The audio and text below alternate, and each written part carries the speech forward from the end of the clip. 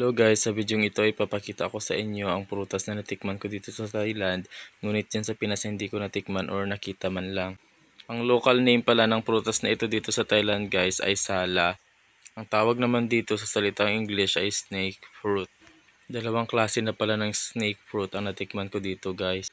Itong kakainin natin ngayon ay ito yung snake fruit na una kong natikman na medyo malalaki. Yung lasa nito ay pinaghalong asim at saka tamis. At yung isang natikman ko naman guys ay noong pumunta kami ng Chumphon.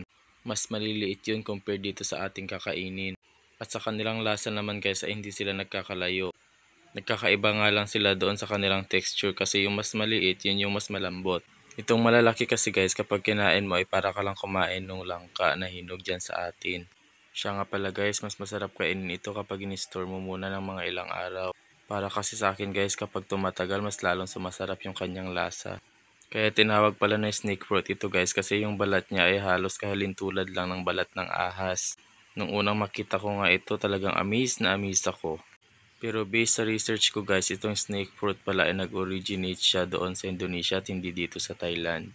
O siya, sige, wala na akong masabi. Pa-like na lang po ng video at pa-subscribe ng channel ko. Bye-bye! 눈 뜨면 눈부신 아침 햇살과 모닝콜로 너와 시작하는 하루 마치 내 인생의 포커스가 지금에 맞춰진 걸까 따뜻한 모닝커피의 향기